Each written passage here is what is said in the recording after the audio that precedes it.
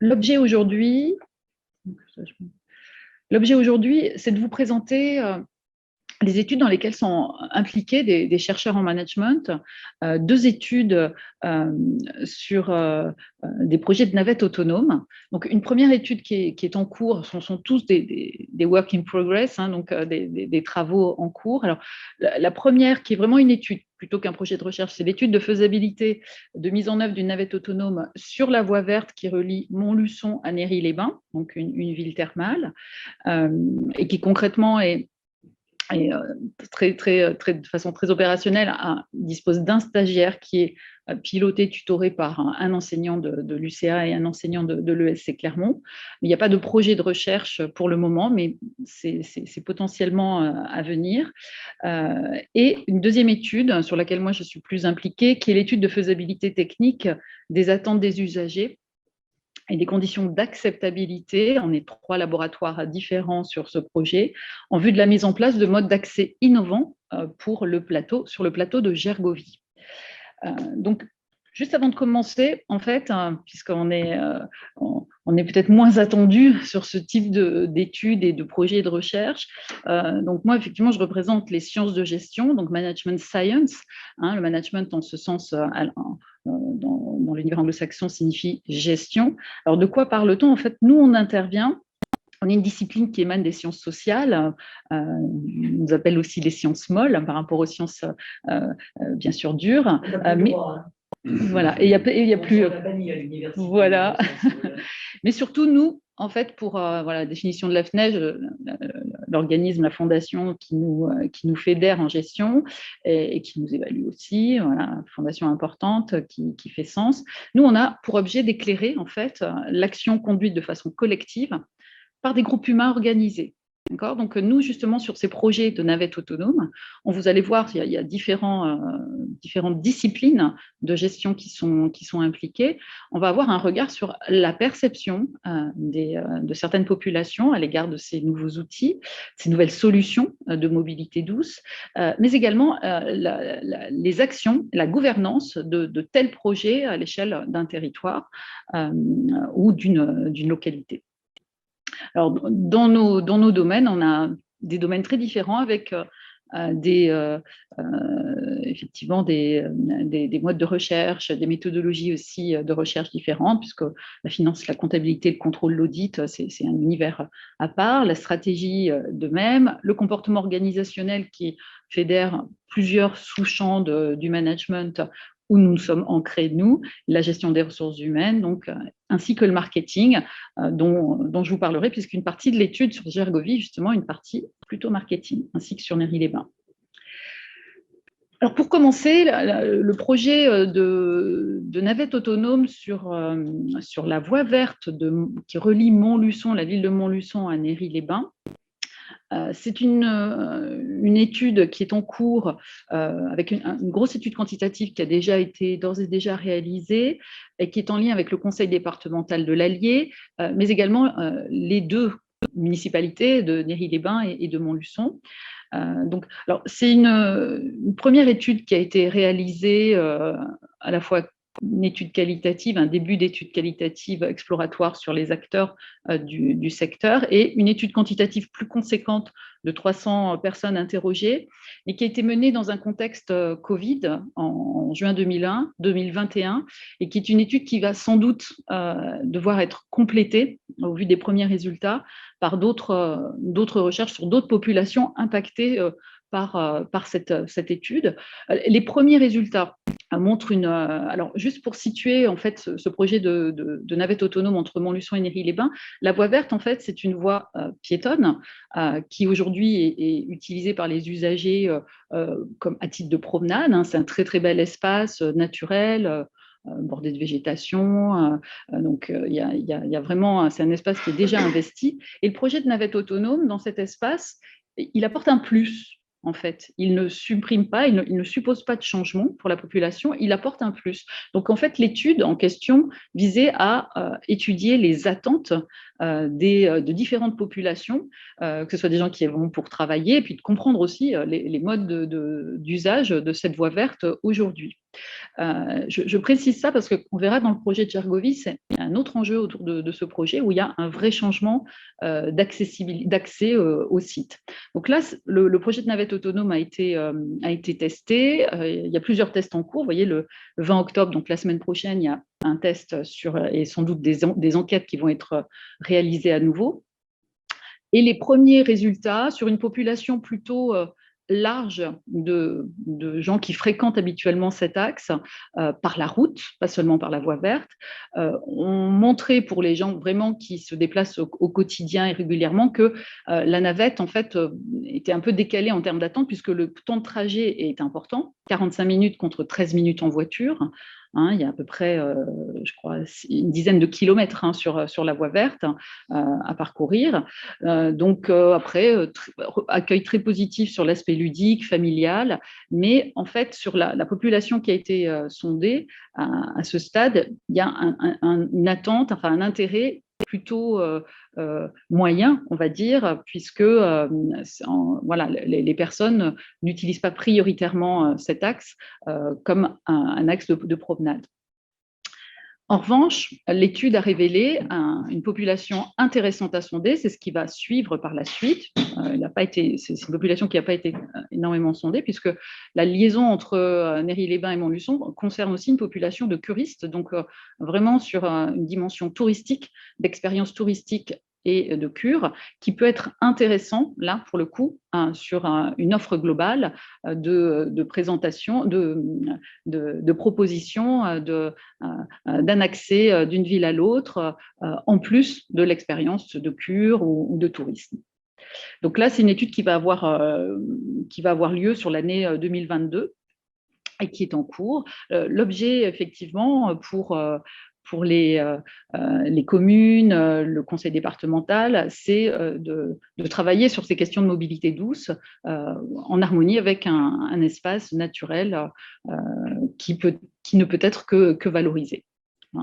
Et en même temps, bien sûr, les recherches technologiques, les tests se font et sont aussi mis en perspective avec des réactions des futurs usagers. Donc voilà pour Montluçon-Néry-les-Bains. Pour le projet de Gergovie, donc projet sur lequel je suis moi-même plus impliquée. Alors c'est un projet intéressant déjà parce qu'il y a 3 volets de recherche avec 3 laboratoires différents.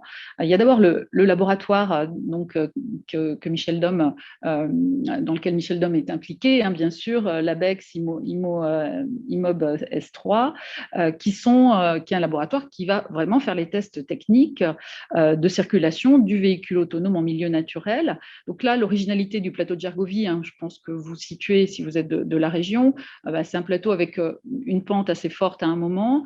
C'est un milieu naturel où il y a très peu de balises visibles autour. Donc, la dimension d'innovation au niveau technologique, technique, était importante dans ce sens. Vraiment, ça fait partie des tests. Il y en a d'autres en France dans les milieux naturels, mais d'exploration justement du fonctionnement, des difficultés d'une navette autonome pour transporter du grand public en milieu naturel.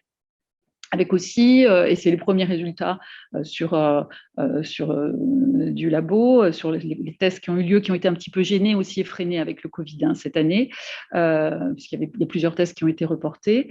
Mais les premiers éléments, c'est vraiment un fonctionnement très encourageant en milieu naturel, y compris dans un milieu naturel un petit peu difficile a priori, sur le plateau de Gergovie, avec des pentes à 20% à un moment, et des conditions météo qui sont parfois très difficile par rapport au vent, par rapport à la neige. Donc voilà, c'est un lieu d'exploration au niveau technologique et technique intéressant pour ces équipes de chercheurs. Le deuxième volet qui concerne plus ma partie, que je vais développer un peu plus après, c'est une double étude à la fois stratégique et marketing, avec des méthodologies qualitatives et quantitatives, pour identifier les freins et les leviers à la mise en place d'un nouveau mode innovant pour le plateau de Gergovie. C'est-à-dire que l'idée, là, est plutôt d'aller étudier la perception, les freins, les leviers sur ce changement qui va impacter une partie prenante importante, qui sont les usagers, population locale, touristes, du plateau de Gergovie. Il faut savoir que le plateau de Gergovie, c'est le jardin des Clermontois. Tout le monde il y a plein d'usages différents du plateau. Donc là, il y a une double étude en cours qui est une étude stratégique des parties prenantes dans sa globalité, y compris les parties prenantes usagées, et une étude marketing pour étudier la perception de la navette autonome, mais également de d'autres solutions de mobilité douce en remplacement de l'accès autonome avec sa voiture thermique ou électrique. Et là, donc, c'est le laboratoire Clerma, donc UCA et ESC Clermont. Une dernière étude a eu lieu sur l'année en cours, qui est une étude pilotée par le laboratoire LABSCO, un laboratoire de psychologie sociale et cognitive donc de l'Université d'Auvergne, du CNRS, qui est une étude d'acceptation. Alors, pareil, par rapport au Covid, c'est plutôt une étude d'acceptabilité qui a été réalisée cette année, puisqu'il n'y a pas eu de test important sur site avec des usagers dans des conditions réelles pour tester l'acceptation, mais c'est plutôt l'acceptabilité, la projection des personnes à utiliser ce type de mode de transport et d'expérience utilisateur. Donc, avec des résultats aussi assez encourageants, bien que avec un petit biais quand même dans l'étude qui a été réalisée auprès de plus de 200 étudiants, donc une population assez jeune, assez homogène, mais qui ne gênait pas en termes de validité méthodologique les chercheurs du LABSCO pour tester les notions d'acceptabilité face à une nouvelle technologie, face à un véhicule sans chauffeur, donc des résultats d'acceptabilité assez intéressants, mais qui ne présagent pas, qui ne sont pas corrélés à l'acceptation finale de ce mode de transport.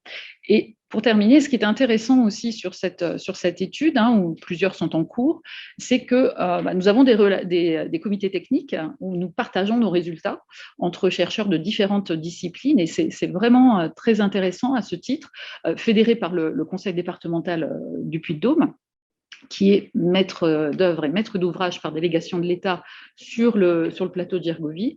Donc c'est aussi une partie très intéressante. D'autant plus, vous le verrez, sur le sujet qui nous concerne, où nous travaillons en fait, je vais présenter ça rapidement, mais n'ayez pas peur de la densité de la diapositive, mais ce qui est intéressant, c'est que justement le projet de valorisation et de préservation du site du plateau de Gergovie, de notre point de vue de chercheur en management et en stratégie, a toutes les caractéristiques du concept de grand challenge. C'est un terme anglo-saxon. Il y a un courant de recherche très important sur ce nouveau concept, le grand challenge en déclinaison des 17 objectifs de développement durable mondiaux, l'agenda 2030 donc de ces objectifs de développement durable des Nations Unies, fédère, en fait, derrière chaque objectif de développement durable, il y a des grands challenges, donc en fait des défis majeurs, mondiaux, souvent de grande importance, qui sont caractérisés par la complexité de mise en œuvre, puisqu'elles impactent des parties prenantes, parfois avec des avis bien sûr divergents, et des difficultés de collaboration et de mise en œuvre. Et le plateau de Gergovie, le projet du plateau de Gergovie a toutes ces caractéristiques de grand challenge.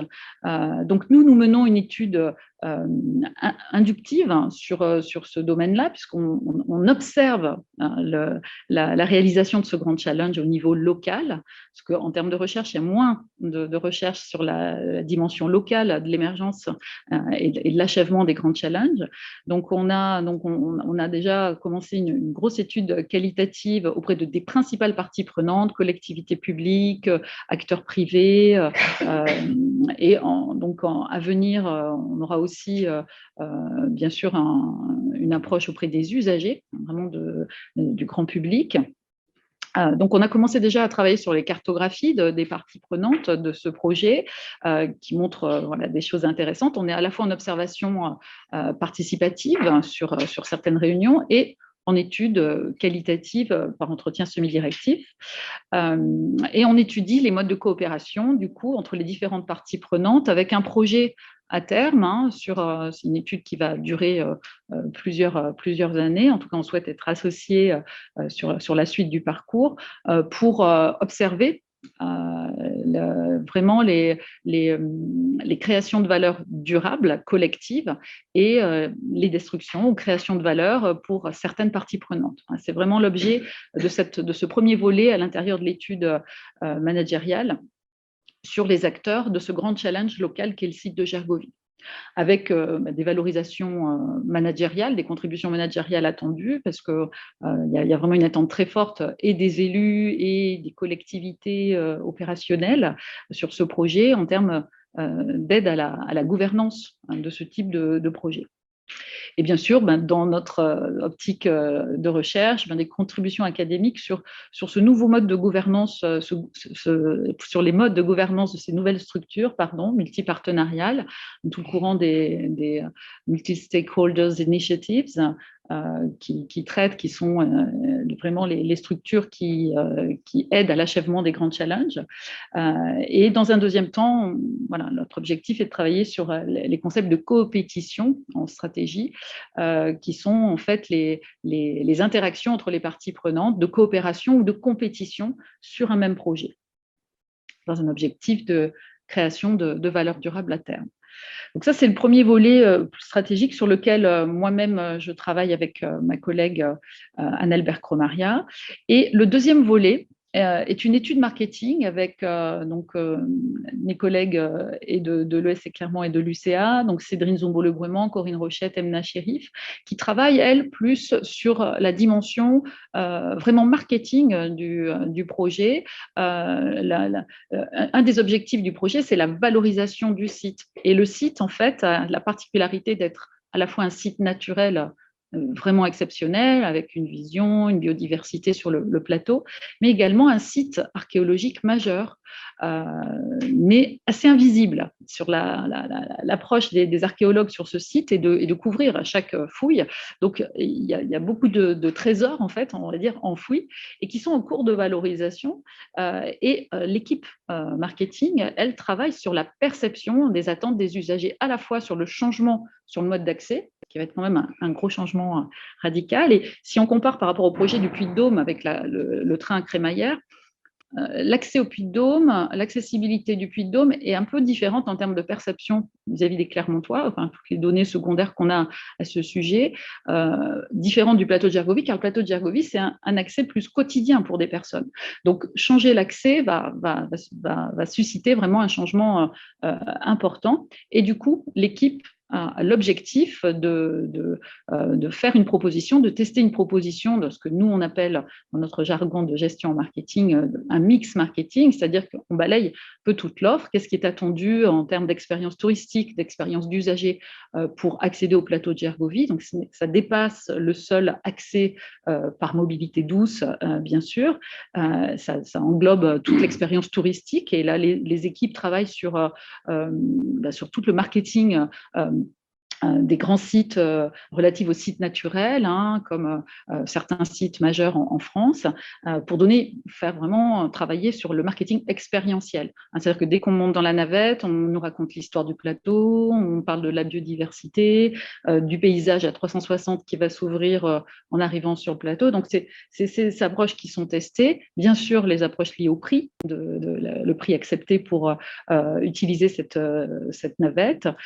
Et au-delà, on ne reste pas que sur la navette autonome. Bien sûr, elle est testée en priorité. Et il y a des études qui vont avoir lieu cette année avec des usagers qui testent la navette. On va faire aussi des entretiens qualitatifs au sein du musée de Gergovie avec des personnes qui auront déjà eu une expérience sur le plateau. Mais on teste aussi toutes les mobilités douces qui seraient envisageables pour les usagers. Pas qu'une navette autonome, mais d'autres formes de mobilité sur lesquelles, bien sûr, on est obligé d'élargir l'enquête, puisqu'aujourd'hui, le projet de mise en œuvre d'une navette autonome est un des projets. Ce n'est pas forcément le projet le plus abouti, mais en même temps, ça permet à la recherche, la recherche là, pour le coup technique, technologique, d'avancer sur ce type de navette. Donc, des contributions managériales en marketing et au niveau académique aussi, avec une attente forte, là, pour le coup, du conseil départemental, qui est sur la qui est maître d'ouvrage sur ce projet. justement, c'est une des préoccupations principales, c'est comment bien, on va pouvoir faire ce changement en douceur auprès des usagers qui ont des usages multiples. Hein. Il y a les sportifs, les randonneurs, il y a ceux qui vont qu'au restaurant du plateau, il y a ceux qui viennent visiter le musée, visiter le site archéologique. Donc, il y a des attentes très diverses des populations locales et hors site, voire internationales. Voilà, donc merci de votre attention. J'espère que j'étais assez courte. Voilà. Pour votre esprit de synthèse, c'est tout à fait intéressant. La dernière diapo, vous parlez de projets aboutis. Voilà, ça veut dire quoi? Ça veut dire qu'il y a d'autres projets que la navette autonome qui sont en cours. Alors non, en fait, aujourd'hui, il y a un projet de navette autonome en remplacement de l'accès, et c'est assez imminent. Il y a effectivement un projet de réaménagement de l'accès du plateau, y compris avec des liaisons entre Clermont et Gergovie ou La Roche-Blanche, enfin sur les communes alentours. Et le projet de navette autonome est un projet en test. Mais les équipes scientifiques sur la navette disent que de toute façon, la navette ne sera pas prête l'été prochain, par exemple. Ils ont un délai de mise en œuvre. Donc, il y aura peut-être d'autres solutions, peut-être d'une navette électrique, mais pas autonome. Hein. La première étape, il y aura sans doute un cadençage en fait de la limitation de l'accès aux voitures. Parce qu'un des problèmes en fait sur le plateau de Gergovie, c'est de limiter l'accès, on va dire, sauvage au plateau. Alors, des gens malgré eux, parce que personne ne sait en fait qu'on abîme, hein, on roule sur des fouilles archéologiques, enfin sur des vestiges. Donc, il y a un aménagement de parking, c'est déjà commencé. Il y a des projets de parking en bas de site avec tout un projet foncier qui est important et long à mettre en œuvre. Et du coup, nous, dans l'étude, on teste l'acceptation et la perception de cette navette autonome auprès des usagers, mais on élargit aussi à d'autres possibilités de mobilité douce. Et comment on va procéder pour ça? Alors, bien sûr, on a fait les équipes qui s'occupent de la partie plutôt marché. On fait des études aussi sur d'autres tests de navettes, d'autres solutions de mobilité douce en France. Et on va aussi avoir ce qu'on appelle des méthodes par focus group, c'est-à-dire qu'on va travailler sur des groupes de consommateurs, d'usagers potentiels, et on va faire émerger aussi des solutions qui sont acceptables pour la population. Et ensuite, on les teste au niveau quanti. Ou téléphérique, etc., c'est des choses qui sont abandonnées. Alors, c'est vrai que nous, on en a entendu parler. Quand on a interrogé les parties prenantes, l'idée d'un funiculaire entre le Zénith et le… Cadno était très partant pour… à un moment donné, tout ce qui était… Nous, on ne le traite pas. Vous voyez, nous, ça ne revient pas. Le conseil départemental étant maître d'œuvre là-dessus, ce n'est pas quelque chose qui est… Ça a été évoqué par certains élus, notamment il y a l'intercommunalité, hein, Mont-d'Arverne Communauté, qui est très actif, hein, qui soutient bien sûr la mise en tourisme, hein, du site, tout en ayant un objectif de valeur socio-environnementale, hein, sur le site. Et effectivement, les solutions aujourd'hui, c'est plutôt les solutions sur un aménagement via la route. C'est-à-dire permettre des parkings, retravailler aussi les axes de piétons.